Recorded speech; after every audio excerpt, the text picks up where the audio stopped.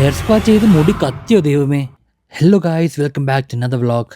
ഇന്ന് ശമ്പളം കിട്ടിയതുകൊണ്ടും ഒരു വീക്കെൻഡ് ആയതുകൊണ്ടും അത് മാത്രമല്ല എൻ്റെ മുടി വളർന്നതുകൊണ്ടും നേരെ കൊണ്ട് ഈ മുടി വെട്ടിക്കാന്ന് വിചാരിച്ചിട്ടോ. അങ്ങനെ മുടിയും വെട്ടി താടിയൊക്കെ ഷേപ്പാക്കി.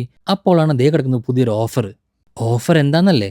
മുടി വെട്ടാനും താടി ഷേപ്പ് ചെയ്യാനും സ്പാ ചെയ്യാനും എല്ലാം കൂടി 1000 രൂപ. എനിക്കറിയില്ല, ബാംഗ്ലൂരിൽ എനിക്കിത് ചീപ്പായിട്ട് തന്നെ തോന്നിയത്. നാട്ടിൽ ചിലപ്പോൾ ഇതിലും കുറവായിരിക്കും. ഞാനങ്ങനെ ഹെയർ സ്പാ ഒന്നും എപ്പോഴും ചെയ്യാറില്ല കേട്ടോ. ഇത് തന്നെ ഇപ്പോൾ ഓഫർ കണ്ടപ്പോഴാണ് ചെയ്യുന്നത്. പക്ഷെ ഞാൻ കേട്ടിട്ടുണ്ട് ഹെയർ സ്പാ ചെയ്യുന്നത് നല്ലതാണ്. ഹെയർ സ്പാ ചെയ്ത് കഴിഞ്ഞ് സ്റ്റീം ചെയ്ത് കഴിഞ്ഞ് കുറച്ച് നേരം ഒന്ന് ഡ്രൈ ചെയ്യാൻ വെച്ചിട്ടോ.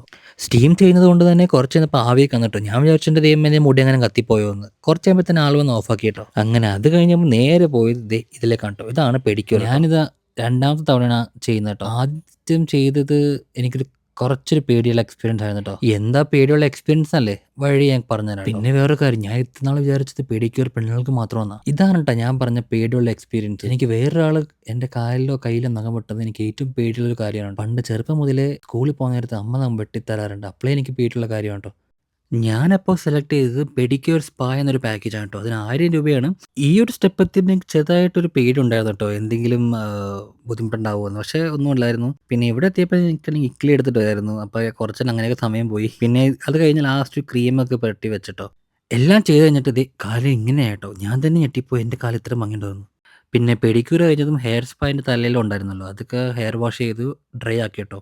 അങ്ങനെ ഹെയർ സ്പാ ചെയ്ത ശേഷം എൻ്റെ മുടി ഇതേ ഇങ്ങി ലുക്കിലായിട്ടുള്ളത്. നല്ല സ്മൂത്ത് ആയിട്ടുണ്ട് കേട്ടോ മുടി. പിന്നെ ഞാൻ മുടി വളർത്താൻ തുടങ്ങിയിട്ട് കുറച്ച് മാസങ്ങളായി. എനിക്ക് ബാക്കിൽ മുടി വളർത്താൻ ഭയങ്കര ഇഷ്ടമുണ്ടോ. പിന്നെ ഇതുവരെ നമ്മൾ വീഡിയോ ഉള്ളത്. അടുത്ത വീഡിയോ തന്നെ എന്തായാലും ചാനൽ സബ്സ്ക്രൈബ് ചെയ്ത് വെച്ചേക്കാം കേട്ടോ. ബൈ.